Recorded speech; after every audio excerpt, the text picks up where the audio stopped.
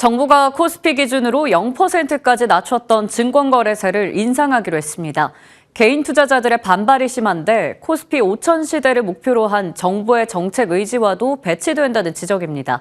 이 내용 증권부 김혜수 기자와 짚어보겠습니다. 안녕하십니까? 네, 증권거래세 내년부터 어떻게 달라지나요? 네, 정부가 코스피 기준 0%, 코스닥 0.25%인 증권거래세를 내년 1월 1일부터 코스피 0.05, 코스닥 0.20%로 인상하는 세법 시행령 개정을 추진하고 있습니다. 증권거래세는 주식 등 유가증권을 양도할 때 부과하는 세금인데요. 이 증권거래세는 금융투자소득세 도입을 전제로 인하가 됐었습니다. 2020년 기준 코스피 0.1%에서 단계적으로 낮춰져서 0%까지 내려왔고 코스닥은 0.25%에서 0.15%까지 인하된 상태입니다. 그런데 당초 추진했던 금투세를 도입하지 않기로 한 만큼 낮춰왔던 증권거래세를 다시 올릴 필요가 있다는 게 정부의 입장입니다. 여기에 증권거래세 인하로 세수가 점차 감소하고 있는 점도 정책 결정에 힘을 실어줬습니다. 실제 2021년 기준 10조 3천억 원 수준이었던 거래세 징수액은 지난해 기준 4조 8천억 원으로 절반 넘게 크게 감소했습니다. 네, 그렇지만 이 개인 투자자들의 반발도 심한 상황이지 않습니까? 특히 코스피 5천 시대를 위해서 나아가겠다라는 정부의 정책 기조와도 배치된다. 이러한 반발들이, 지적들이 나오고 있는 상황이거든요. 네, 맞습니다. 코스피의 증권거래세율은 0%, 그러니까 코스피 종목을 양도할 때는 세금을 내지 않았었죠. 그런데 내년부터는 거래세를 내야 되니까 투자자 입장에서는 당연히 부담이 클 수밖에 없습니다. 코스닥도 0.15%에서 0.20%로 더 많은 세금을 내야 합니다. 최근 증시 화랑으로 주식 거래를 하는 투자자들이 많이 있는데요. 세금 부담이 확실히 더 커지게 되는 겁니다. 특히 증권거래세는 주요 선진국에서는 대부분 폐지하는 추세인데 이런 추세와도 맞지 않다는 지적이 나옵니다.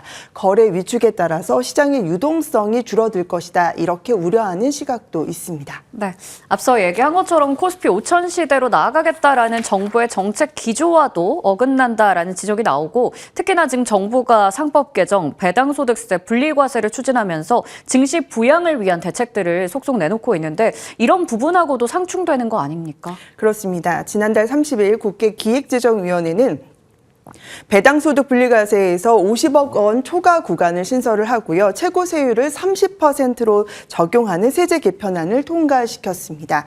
배당소득 2천만 원까지는 14%, 2천만 원에서 3억 원 이하는 20%, 3억 원 초과해서 50억 원 이하는 25%의 분리과세를 적용하고 여기에 50억 원 초과 구간은 최고 30%의 세율을 부과하는 안을 신설했습니다. 여기에 자사주소가 의무화를 담은 3차 상법 개정안도 추진 중입니다. 모두 증시 활성화를 위한 법안인데 증권거래세 인상은 이런 정부의 정책과 충돌된다는 지적이 나오고 있습니다. 오히려 이것보다는 차라리 거래세를 장기 보유하는 사람과 단기 보유자 간 어떤 이렇게 차등화된 그런 안이 더 낫다는 의견도 나오고 있는데요. 관련해서 유호린 강남대학교 교수 의견 들어보시겠습니다. 굳이 증권거래세율을 인상하겠다라고 한다면 장기 보유자에게는 좀 낮은 세율을 적용해주고 그리고 단기 거래자, 투기성 거래자에 대해서는 증권거래세 세율을 인상하는 방안을 통해서 부족한 세수라든지 아니면은 자본시장 정책에 도움이 되는 방향으로 정책을 결정할 수도 있는데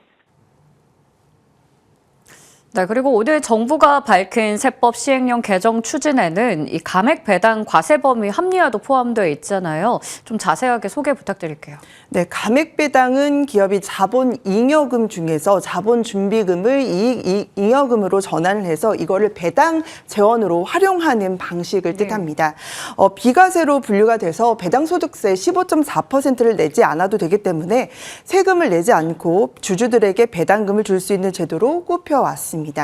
그 감액 배당은요, 자본 준비금을 활용해서 기업이 배당을 할 수 있기 때문에 배당 확대 유인책으로 꼽혀왔지만 한편으로는 일부 대주주가 비과세 제도를 악용해서 감액 배당을 상속 증여를 위한 재원 마련 수단으로 이렇게 써왔다라는 지적도 나오기도 했습니다. 이런 부작용을 막기 위해서 정부가 바로 이런 감액 배당에 대해서도 세금을 부과하는 안을 추진하고 있는 겁니다.